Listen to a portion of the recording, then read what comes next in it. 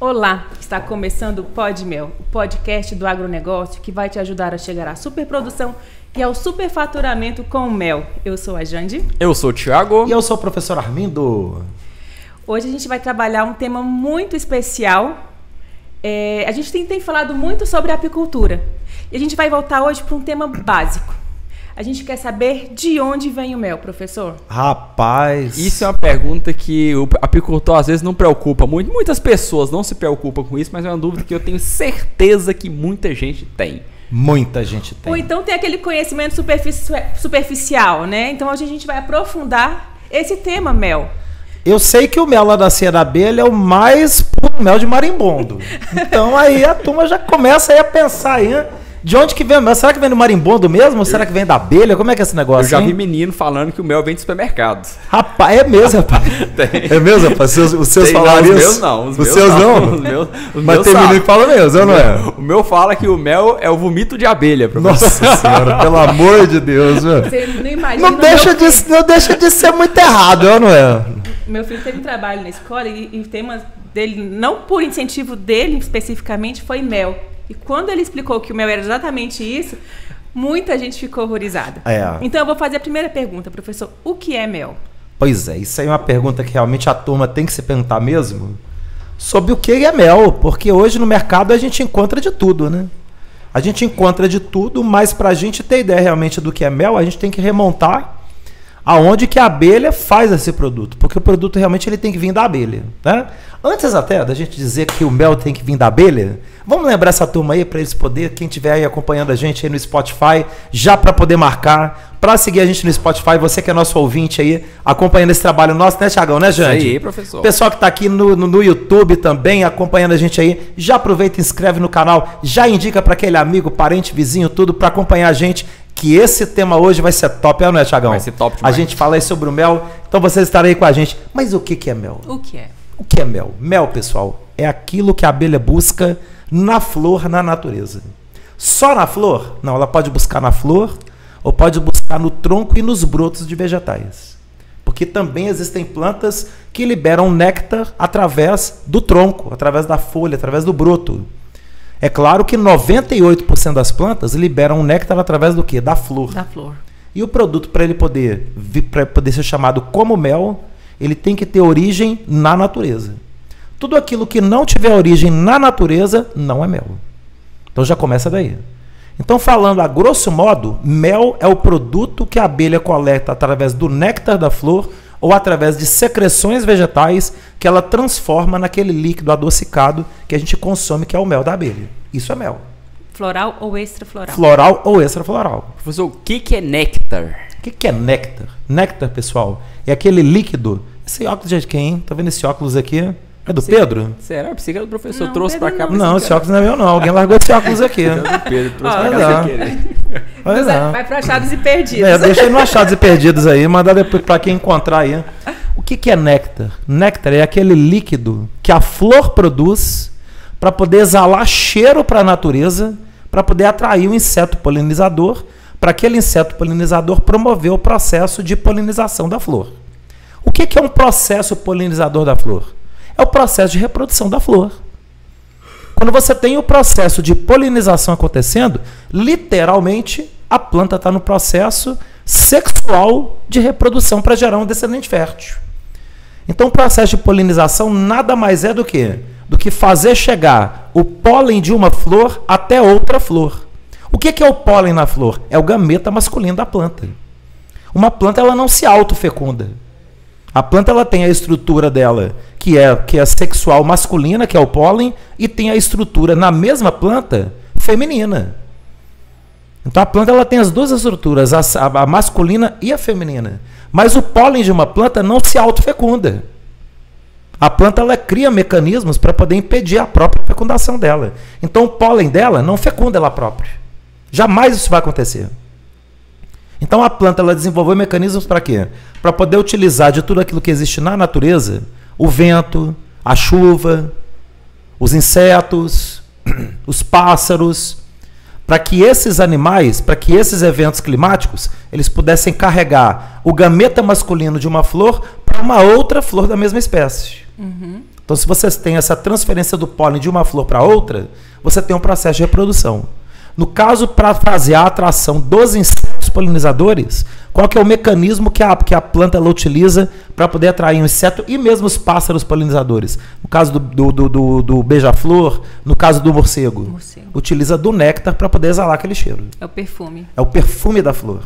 Aquele perfume atrai um inseto polinizador e dessa maneira a abelha, o inseto, a borboleta, outros tipos de inseto, beija-flores, o próprio morcego, ele bebe daquele néctar e, consequentemente, ele carrega pólen de uma flor para outra.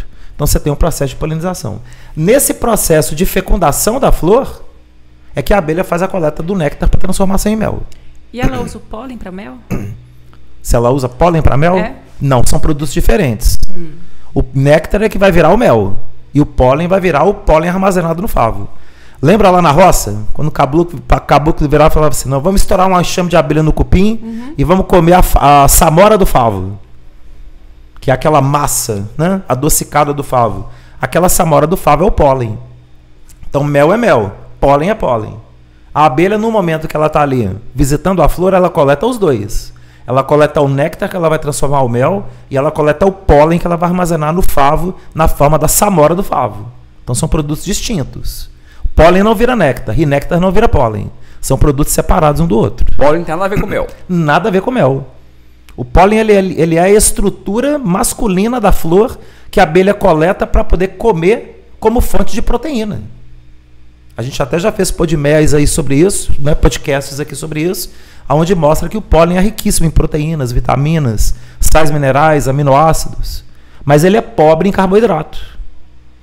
A fonte de carboidrato dentro da colmeia da abelha vai ser o néctar da flor, que vai ser onde a abelha vai beber para obter energia para poder promover o metabolismo corporal dela. O elemento mais importante da flor, então, para a procriação da planta é o pólen. É o pólen. E ela usa o néctar, então, não é para fecundação, é somente para atrair a abelha. Para atrair o inseto polinizador. Ou os polinizadores. Exatamente. E o néctar extrafloral, o néctar que veio do broto, para que tem esse néctar? O néctar extrafloral é simplesmente uma secreção que a planta produz sob uma determinada condição ambiental, normalmente por excesso de umidade.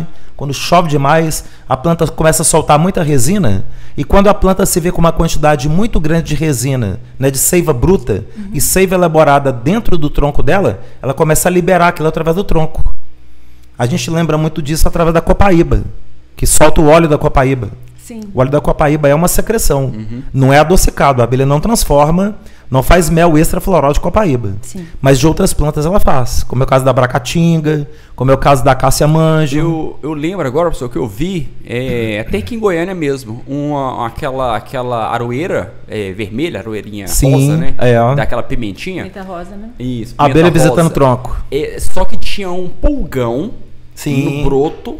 E esse pulgão, não sei se o pulgão tava ferindo a planta ou estava fazendo a secreção, mas enfim, tinha um pulgão no broto e vinha a abelha sem ferrão, coletar o néctar nesse broto da planta, da aroeira. E ela está coletando o néctar extrafloral. Ou seja, aquela visita que teve ali do pulgão é que provocou a planta a soltar uma resina. Não necessariamente aquela resina ela está ali para poder alimentar o pulgão. Na realidade, ela está produzindo aquela resina para afastar o pulgão. Mas, em consequência, a abelha percebe que aquela resina é doce e ela bebe aquela resina para produzir o mel extrafloral, que é o mel preto da aroeira. Né? É o mel preto da aroeira, que tem uma atividade biológica super diferenciada para tratamento de alguns tipos de bactérias. Né? E o que esse néctar tem a ver com mel? Porque néctar é néctar e mel é mel. Néctar é néctar e mel é mel. O néctar, ele tem a fonte de açúcar do néctar. Porque todo néctar é uma fonte de açúcar. Todo néctar ele é uma fonte de açúcar. Ele tem sacarose na composição. É a composição do néctar. Já o néctar extrafloral, ele não tem composição de sacarose. Ele tem composição de outros dois tipos de açúcares. Ou ele vai ter uma composição exclusiva de glicose, ou vai ter uma composição exclusiva de frutose. Depende da planta. Tem planta que vai soltar um néctar extrafloral rico em glicose e outras que vão soltar um néctar extrafloral rico em frutose. Então depende da planta. Mas néctar é totalmente diferente do néctar extrafloral. Um produto não tem nada a ver com o outro. Você falando aí do néctar, né, que é uma substância doce, eu não sei quem está ouvindo, mas eu, quando era criança, tem algumas flores que a gente consegue puxar aquele cabinho onde tem o pólen para chupar o docinho da flor. Vocês já fizeram isso? Já. Sim. Já. Gente, inclusive na pracinha lá perto de casa tinha uma planta lá que dava muita flor. Gente, meus meninos gostavam demais. Pegava, dava até briga, né? Essa aqui é minha, porque tem um ponto certo de puxar a florzinha. É. Então a gente já sabe que tem isso, né? Nossa, aqui vem uma outra planta que pinga néctar, a astrapéia. A astrapéia dá uma flor tão pesada que ela não vira para cima na direção do sol. Ela é tão pesada que o cacho dela fica todo para baixo. É uma inflorescência. É uma inflorescência. Você tem ali o cacho dela ali, com mais ou menos 60, 70 flores aquele cacho. Até parece que tá murcha ela, não é assim? Até parece que tá murcha, porque ela tá tombada, né? Na realidade, ela tá pesada de tanto néctar. Em manhãs que você inicia, que tem um tempo muito nublado, você balança a flor, pinga néctar na mão. Que interessante. Então goteja néctar na mão. Você lambe aquilo, é docinho igual mel. Ralinho também, né? Porque ali é uma composição muito alta de água, né? Ele não é o mel ainda, é o néctar mesmo do jeito que ele está na flor. E aí, o que a abelha faz com esse néctar, professor? Pois é, esse néctar ela faz duas atividades ali para poder transformar em mel. Porque néctar não é mel. Para o néctar se transformar em mel, a abelha tem que fazer uma transformação. Ela tem que fazer uma reação física e uma reação química naquele néctar. Então ela faz um trabalho físico naquele néctar de desidratação daquele néctar. A abelha sai, por exemplo, Jande, ali às 5 da manhã para ir coletar néctar no campo, Thiagão. Chegou lá na flor, ela bebe o néctar. No que ela bebe o néctar, onde que ela carrega esse néctar? Carrega no estômago. Não é o estômago verdadeiro, a abelha tem 2 estômagos. Ela tem um pré-ventrículo, que é o nome que a gente dá para o primeiro estômago dela, que é onde ela carrega o néctar, e tem o estômago verdadeiro, que é o ventrículo. Quando ela bebe o néctar da flor, ela coloca aquele néctar no pré-ventrículo, que é o primeiro estômago dela. Só que aquele estômago, ele começa a ter o quê? Ele começa a ter uma reação do corpo da abelha, que é quente, porque a abelha é quente, e aquele calor do corpo da abelha começa a fazer o quê? Sugar a água do néctar. Então, quando aquela abelha campeira, que ainda está no mato, ela traz o néctar, ela chega na porta da colmeia, na entrada da colmeia, e entrega aquele néctar para uma abelha engenheira. É uma classe de abelhas que tem na colmeia que é responsável pelo processo de maturação do mel e construção dos favos. Aquela abelha engenheira recebe aquele néctar e joga também para o pré-ventrículo, para o estômago. Aquela engenheira passa para uma outra, e para uma outra, e para outra, e para outra, e vai passando. Tantas quantas abelhas forem necessárias para poder retirar o máximo de água daquele néctar. Quando a abelha coleta o néctar da flor, tem 98% de água na composição. E apenas 2% de sacarose. Olha só. Ou seja, é um líquido docinho. É uma água ralinha, levemente doce. Quando o mel ele chega no ponto ideal de viscosidade, ele tem 30% de água e 70% de sacarose, de açúcar. Na realidade, não é nem sacarose, porque ela já quebrou também, que é a função química que a gente vai falar daqui a pouco. Ela tem 70% de açúcar e 30% de água. Não é que ela colocou mais açúcar. Ela não batizou o néctar. Ela retirou o líquido, né? A quantidade de açúcar é o mesmo. O que ela fez foi retirar água. E ela retirou muita água. É como se a abelha estivesse fazendo no estômago dela um doce de leite. Pensei nisso. Quando você faz o doce de leite, você coloca o leite no tacho. A gente fala apurar, né? É ou não é? Você coloca o açúcar, aquele tachão e o fogo comendo, é ou não é? E você fica ali, ó, 4 horas mexendo. É ou não é? Não pode parar de mexer, não. Não para de mexer, não. Senão gruda e queima. Você tem que mexer. E o que acontece quando aquele leite começa a ferver? Evapora. Não vai perdendo água? Ele não está sendo adicionado açúcar. Você está ali tornando o produto mais concentrado até ele virar um doce de leite pela desidratação da água. O que a abelha faz no estômago dela? O que ela faz é essa mesma desidratação. Ela está produzindo, entre aspas, um doce de leite do mel. Ela está pegando o néctar floral, está desidratando para deixar ele no grau de viscosidade do mel. Quando ele atinge 30% de água, a abelha pega, aquela última abelha engenheira, ela pega e deposita o mel no favo. Então é um trabalho de equipe. Um trabalho de equipe. Isso pode acontecer ali com 5 abelhas, 10 abelhas, 15 abelhas, 20 abelhas, 30 abelhas, tantas quantas forem precisas para o néctar poder atingir 30% de umidade. Passa de abelha para abelha. Abelha para abelha, boca a boca, estômago a estômago. Quanto tempo demora isso, professor? Rapaz, em torno de 48 horas, 72 horas, até 96 horas. E nisso esse néctar fica rodando de abelha para abelha? De abelha para abelha e andando a colmeia toda. De noite? De noite, de dia, 24 horas por dia.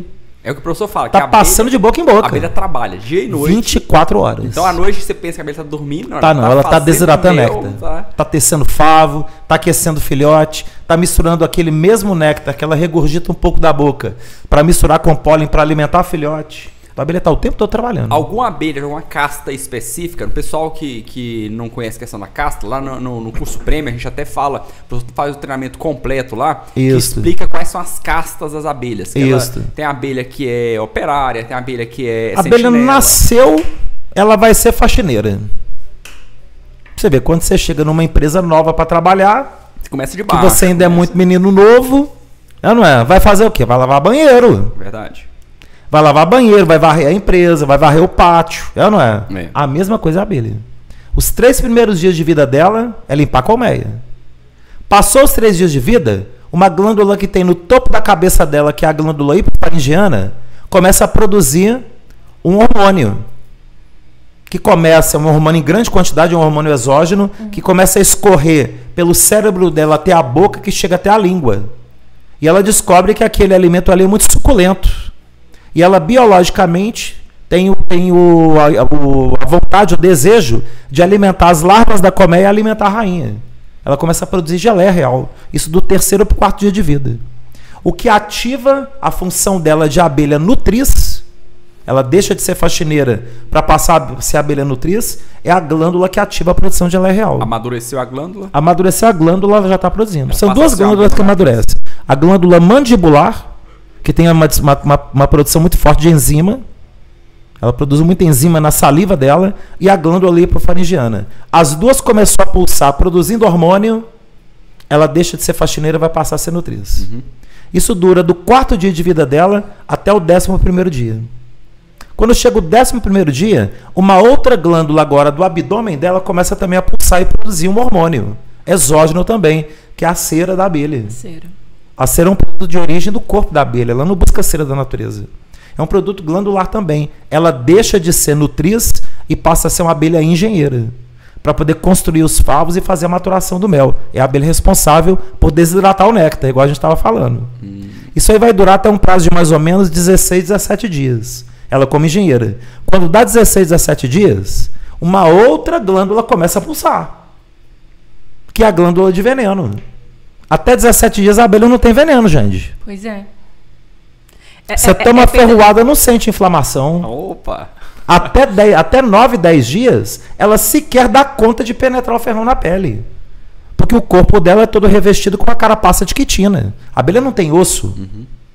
O que mantém a estrutura dela de pé é toda aquela capa de quitina, que é um açúcar estrutural, é um carboidrato estrutural. Igual a celulose é um carboidrato estrutural da planta, a quitina é o carboidrato estrutural do animal. Então aquilo é que mantém a abelha em pé. Só que até 9, 10 dias, a quitina do ferrão ainda está mole. A abelha tenta ferroar e não entra. Você não sente ferroada. Olha só. A partir do 10º dia ela dá conta de ferroar, mas não tem veneno. Ela só vai produzir veneno a partir de 17 dias. Começou 17 dias, começou a produzir veneno, ela entende biologicamente que ela tem que parar de fazer o trabalho de engenheira e passar a fazer o trabalho de quê? De sentinela da colmeia. Aí ela para tudo que ela está fazendo na colmeia, vai para a porta da colmeia para poder ficar atenta a tudo que acontece. É aquela que a gente vê na porta, né? É aquela que a gente vê na porta. Fica ali, ó, fazendo a defesa.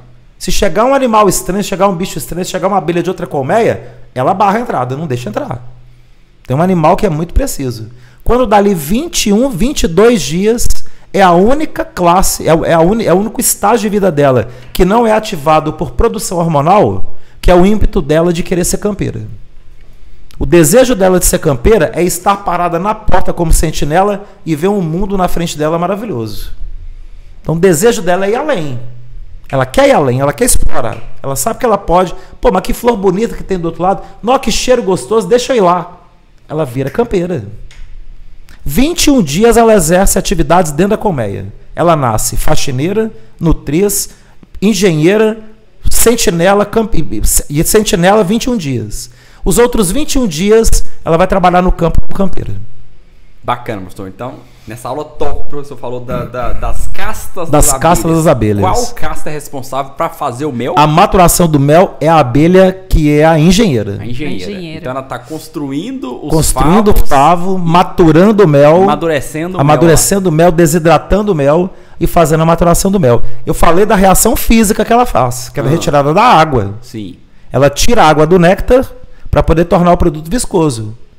Mas o que chega no favo não é sacarose. No néctar era sacarose. Tem outra transformação, então? Mas ela faz também uma transformação química e não apenas física de retirar água. Ela faz a transformação química no estômago dela. Quando a gente come alimento, que a gente almoça ou janta, que caiu o alimento no estômago, o estômago ele não produz enzima para poder quebrar todos aqueles nutrientes para poder disponibilizar para a célula no organismo? A mesma coisa acontece no estômago da abelha. Ela vai produzir enzima para poder quebrar aquela sacarose do néctar em glicose e frutose, que são açúcares simples. São as menores estruturas que tem de açúcar, que dão condição de entrar para dentro das células do organismo vivo para poder nutrir aquela célula do corpo. A sacarose não entra para dentro da célula, é muito grande. A célula não come sacarose. Então o organismo ele precisa fazer o quê? Digerir. E o organismo da abelha também vai fazer essa digestão. Cada vez que aquele néctar está passando de boca em boca, da abelha engenheira, para poder fazer a desidratação, o estômago da abelha está jogando a enzima naquele néctar. E no que ele está jogando a enzima, está caindo ali a sacarase, que eles chamam também de invertase. A sacarase ela começa a quebrar aquela sacarose do néctar em glicose e frutose. Quando o mel ele chega no favo, ele já está ali com 3% apenas de sacarose e 97% da composição de glicose e frutose. Então ele é um mel rico em monossacarídeos, em açúcares simples, que são os açúcares mais saudáveis para o ser humano consumir. Ele não precisa ser digerido. O processo de digestão é um processo que, para todo ser vivo, ele é acompanhado, sim, da quebra do alimento, da disponibilidade do alimento para a célula do corpo, mas ele também é acompanhado de produção de radical livre. Quem ficou com o radical livre da quebra da sacarose do néctar no corpo foi a abelha.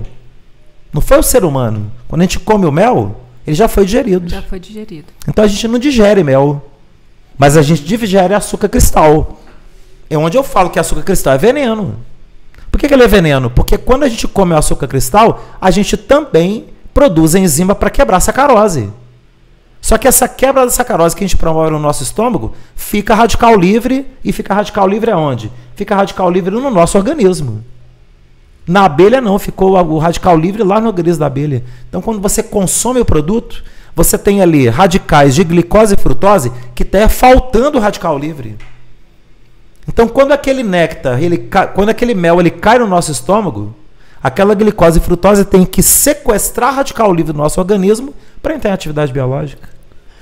Ou seja, o mel da abelha é um alimento que ele é sequestrante radical livre.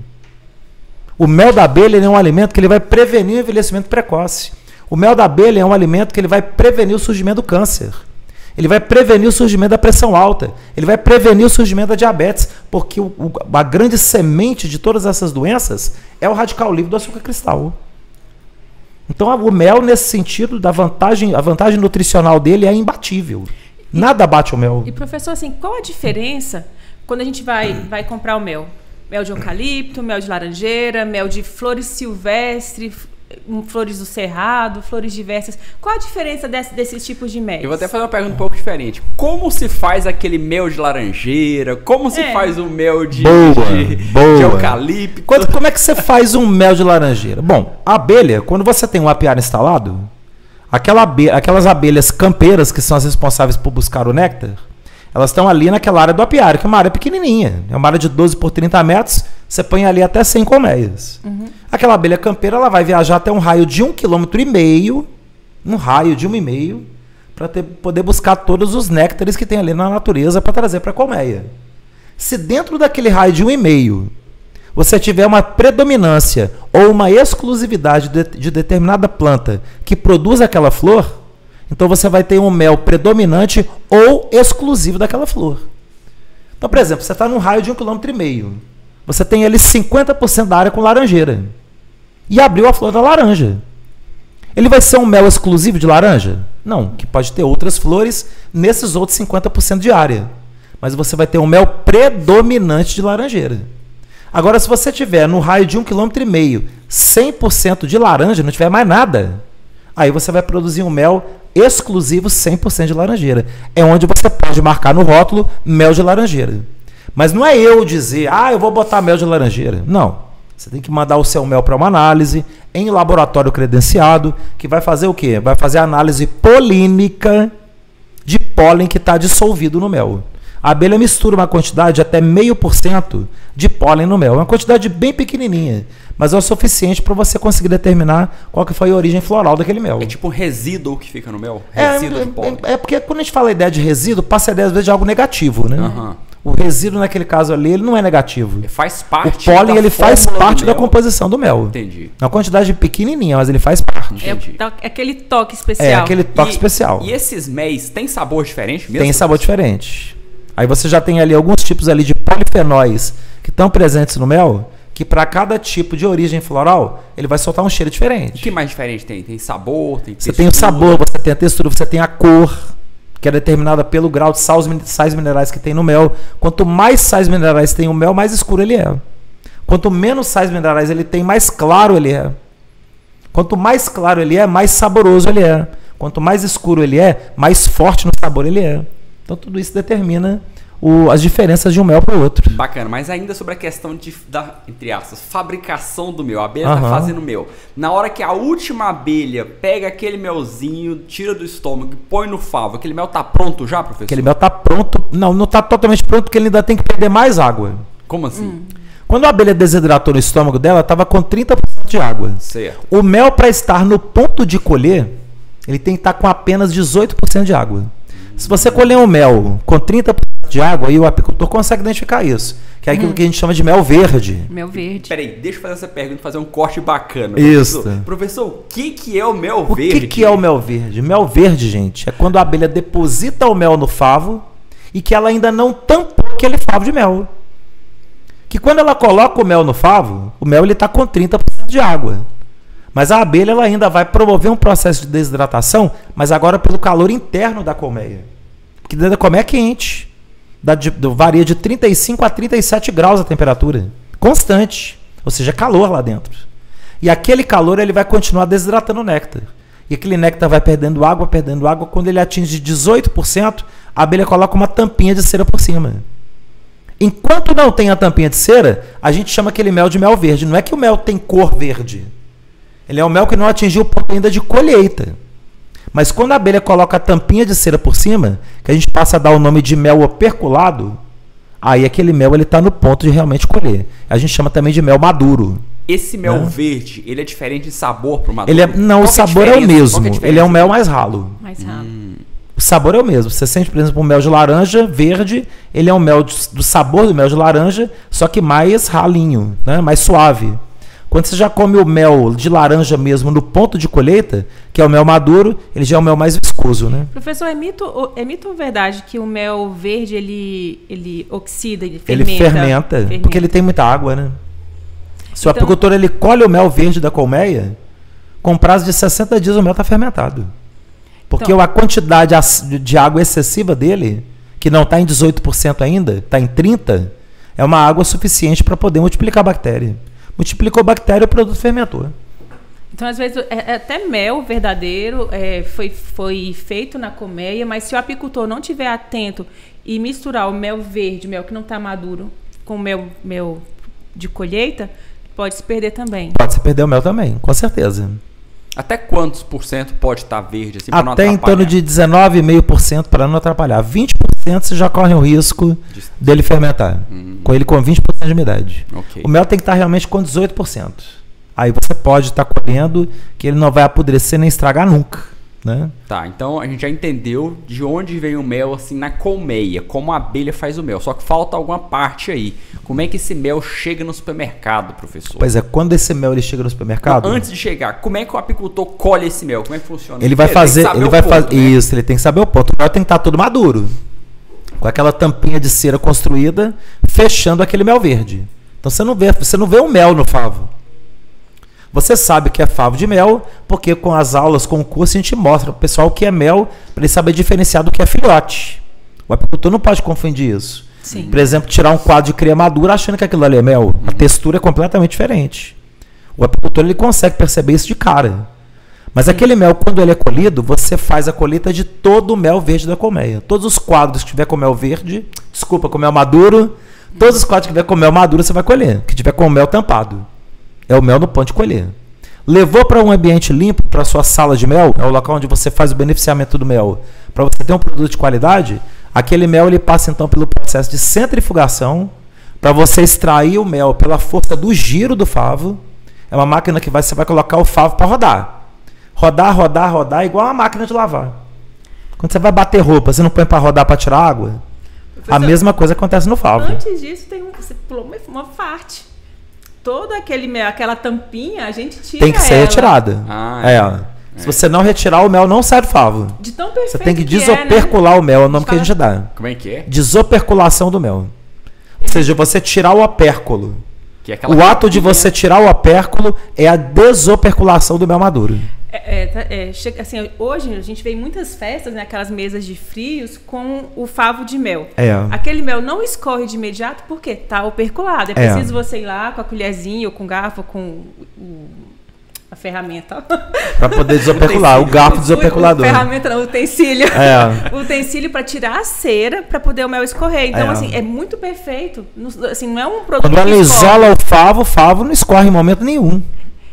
Para estar a temperatura que for. É uma panelinha. Uma panelinha. Ali protege, ali é tranquilo. Esse processo que o apicultor está tirando o mel, tá colhendo o mel, tá tirando o mel do favo, isso é industrialização do mel? Ou não é? Não pode falar que é industrialização? Ele é um processo de beneficiamento. O ato de industrializar, você teria que constituir uma transformação do produto. Então, por exemplo, quando você produz um mel com própolis, um mel composto com própolis, aí você industrializou. Porque não existe na natureza mel com própolis. Existe mel e existe própolis. Quando você tem um produto misturado mel com própolis, então o homem ele transformou a matéria-prima mel, transformou a matéria-prima própolis e uniu as duas. Então ele criou um terceiro produto que ele não encontra naturalmente no ambiente.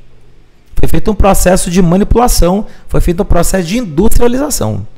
Quando você tem essa retirada do mel natural do favo, até ele chegar dentro do pote, aí você está fazendo um processo de beneficiamento.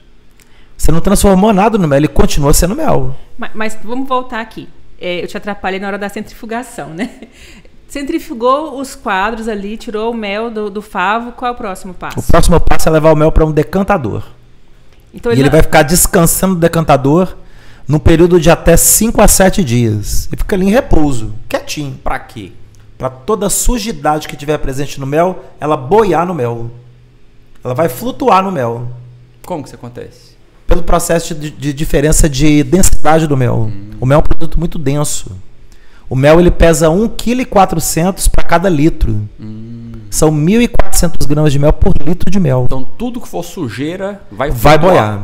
Porque o mel é muito pesado. Então precisa desse tempo para ele poder separar tranquilamente. É um processo lento. Então isso é um ponto que eu também não sabia, professor. Eu não tinha noção de como filtrava o mel. Como fazia, tirava a sujidade do mel. Eu pensava que tinha que filtrar, passar num filtro, numa peneira. Você tem que fazer mesmo. Deixa eu só abrir um parênteses. Mas para você realmente não ter sujidade nenhuma, você tem que deixar decantando. Basta decantar. Parênteses importante. Sujidade. Gente, sujidade não é uma coisa suja que você está pensando assim. A palavra até correta é não conformidade. Porque quando você fala sujidade, a gente pensa assim, mas. Mel é sujo? Assim, mel é sujo? O que é que vem de sujeira no mel?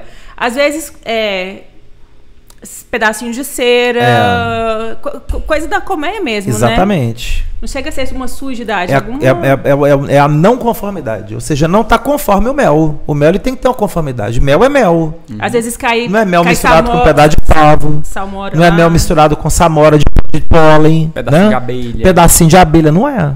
O mel é o mel íntegro, limpo de tudo quanto é tipo de sujidade que você possa visualizar. E né? Passou por esse processo de decantação. Separa tudo igual água e gasolina. Fica aquela coisa assim. Um mel translúcido. Você não vê uma sujidade nele. Só que é um melzinho, gente, então assim. Vambora? Eu aceito, cara. Esses dias eu vi uma pessoa vendendo mel de cupim.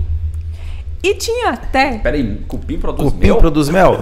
Desculpa, do cupinzeiro. Assim, a abelha fez a colmeia no cupinzeiro. A pessoa foi lá, estourou o cupim. Estourou o cupim e pegou o mel para vender. Ele embalou o mel do cupinzeiro até com terra. Exato. Para provar que era do... E aí a gente pergunta, isso é mel? Isso é sujidade. É mel. É mel. Só que é um mel o quê? Contaminado. Contaminado. Gente, então não existe esse negócio de que veio até com a terra do cupim e é mel. Não, é mel sujo. Gente, o mel ele tem que vir da flor. Perdão. Ele tem que vir da flor e ele tem que ser beneficiado no local correto.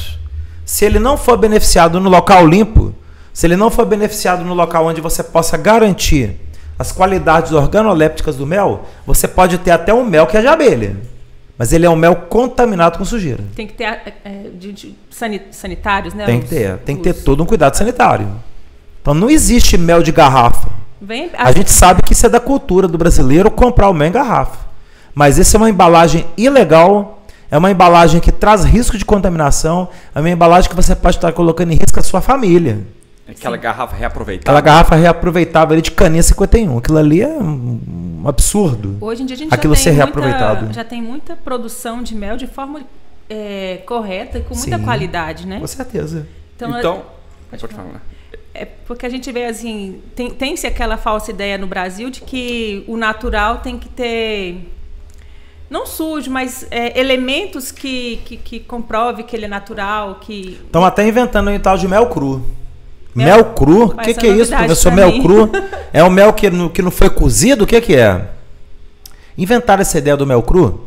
Porque tem uma turma aí hoje aí que diz que alguns entrepostos fazem o processo de pasteurização do mel. Me perguntar sobre isso. A pasteurização ele foi um procedimento que ele foi banido do processo de beneficiamento do mel em 2008. Em 2008 foi banido, nunca mais fizeram pasteurização de mel.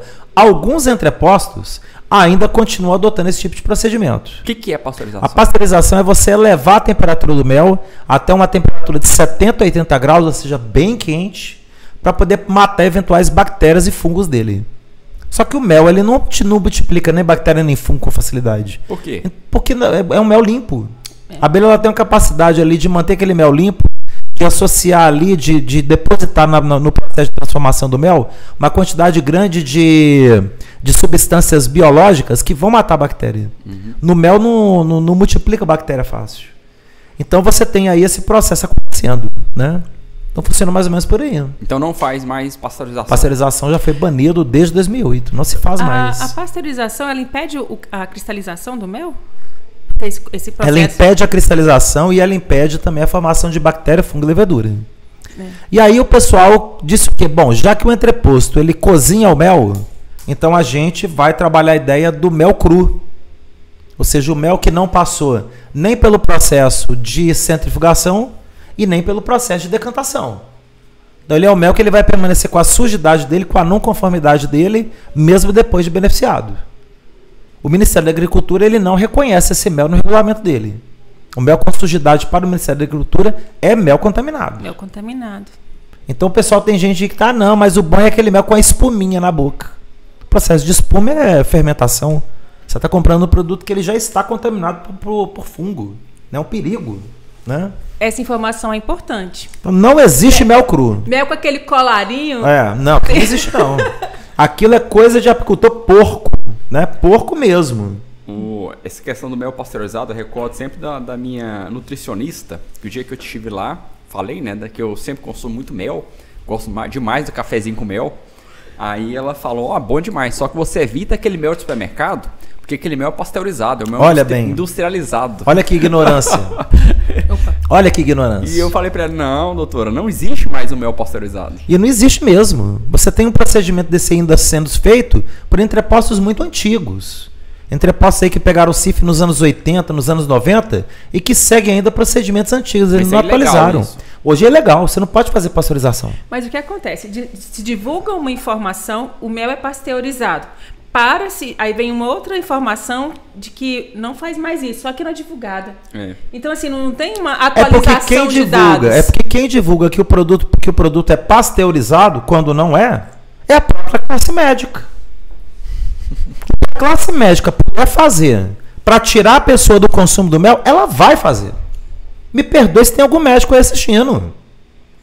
Mas você que é médico, você já recebeu orientações, seguramente do seu Conselho Regional de Medicina ou do seu Conselho Federal de Medicina, para não orientar consumo de mel para criança com menos de 1 ano, ou para criança de 2 anos, ou que o mel sofre processo de pasteurização e perde as propriedades biológicas dele. Estão levantando fake news.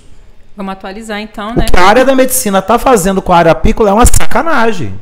Eles levantam essas ideias, passam para os médicos e os médicos acabam passando para os pacientes de que o mel ele não teria propriedades biológicas adequadas. Ou que seria um produto pasteurizado ou que teria contaminação de Clostridium botulino. Um absurdo. Quando a gente sabe que não tem nenhum dos dois. Então é um produto saudável. Mel é o alimento mais saudável do mundo. Se a gente tem que repetir, nós apicultores, quem cria abelha, isso aí tem que estar com o megafone na mão. Mel, o alimento mais saudável do mundo. Mel, o alimento mais saudável do mundo. Mel, o alimento mais saudável do mundo. Mel, o alimento mais saudável do mundo. Repete isso. Repete isso para todo mundo. Repete isso para as pessoas que estão à sua volta. Repete isso para o seu ciclo de amizade. Repete isso dentro da igreja que você tiver. Repete isso dentro da academia que você tiver. Repete isso para o consumidor que vai comprar o produto com você. Ele está comprando o alimento mais saudável do mundo. Pode vir a classe inteira de médico. Nunca entrou no macacão de abelha para poder entender o que é mel. Quem é médico para poder falar o que é mel? Tem competência para isso não. Verdade. É ou não é? Verdade. Pode falar. Não. Manda assim, brasa. E já que a gente está falando de mel, assim, de sujidade, existe mel verdadeiro e mel falso? Jande, menina, essa pergunta é boa demais. Porque exatamente em cima dessa onda toda de fake news que apresentaram em cima do mel, a gente foi levado nesses últimos 30 anos à ideia de que existe o mel verdadeiro e o mel falsificado. Não existe mel falsificado. Existe produto falsificado. Não é mel. Atribuir a palavra mel a um produto falsificado é um crime que você está cometendo com o alimento mais saudável do mundo. Você não pode jamais dizer que existe mel falsificado, porque não é mel. Começa por aí, né? Então não, você tem um produto mel falsificado, não é mel. Aquilo ali é uma falsificação grosseira, barata, feita por bandidos. Açúcar, ou então amido de milho.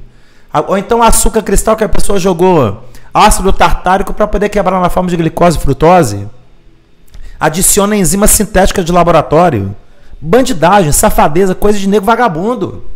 Aquilo ali não é mel. Aquilo ali é um produto falsificado, feito grosseiramente aí para poder enganar o consumidor, lesar o consumidor. Então não existe mel falsificado, existe produto falsificado. E existe o mel verdadeiro. Existe mel. Nunca a gente deve associar a palavra mel à palavra falsificado, porque mel é mel. Cristalizou, e agora? Cristalizou, e agora? Ah, não, seu mel cristalizou, seu mel é estragado, seu mel é podre. Seu mel é falsificado, você botou açúcar no mel. Você vendeu o mel cristalizou, e agora? Todo mel puro cristaliza. Só tem um mel que não cristaliza, que é o mel extrafloral. O extrafloral de glicose, ele não cristaliza, porque a glicose não cristaliza. Quem cristaliza no mel é a frutose do mel. Todo mel natural, todo mel legítimo, todo mel autêntico, ele vai cristalizar. Ele vai endurecer. Ele tem que endurecer. Se você compra um mel, ele fica 1 ano, 2 anos, 3 anos, 4 anos, 5 anos dentro da embalagem, ele não cristalizou, tem algo errado nele também. Ele é um produto falsificado também. Porque o mel tem que endurecer. Isso faz parte do processo de formação do mel. Você colhe o mel líquido que já está grosso. A abelha já retirou a água dele. Mas ele no pote, ele continua perdendo água para o ambiente. E ainda tem a reação que acontece do mel, da frutose do mel, com o hidrogênio do ar. Acontece uma reação química. O hidrogênio do ar entra em contato com a frutose e ele reage quimicamente com a frutose, formando uma substância química no mel chamada hidreto de frutose, que não é maléfico ao organismo, é extremamente saudável. Extremamente saudável. Só que o hidreto de frutose na temperatura ambiente é sólido. Professor, peraí, você está falando que o mel cristalizado ele chega a ser mais saudável para o ser humano? Mais saudável do que o líquido. Ele é mais saudável do que o líquido, porque ele tem apenas 12% de água. E, gente, o mel líquido, ele tem 18% de água. Está aqui o mel líquido, ó, tem 18% de água. Quando o mel ele cristaliza, ele está ali com uma faixa de 12% de água. Quando ele encontrar uma bactéria, ele só vai dar um tapinha da bactéria, a bactéria morreu. Por quê? Porque o mel ele tem ali 12% de água. A bactéria tem 80% de água no corpo dela. O que o mel faz com a água da bactéria? Suga a água da bactéria. Do que ele sugou a água da bactéria, ele matou a bactéria por desidratação. Então, você tem ali uma atividade antibiótica por osmose poderosíssima do mel. Isso é fantástico. Bacana, professor. É bacana. Professor, e a questão do apicultor? O que é a função do apicultor? Qual que é todo esse processo de onde vem o mel? A função do apicultor nesse processo todo é ele dar o conforto biológico para a abelha ter condição de produzir muito mel. A abelha, não está escrito no DNA da abelha produzir 4 litrinhos de mel, 5 litrinhos de mel.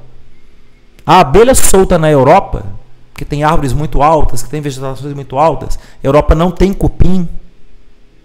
A maioria, 90% do território europeu e asiático não tem cupim. Cupim é coisa de país tropical.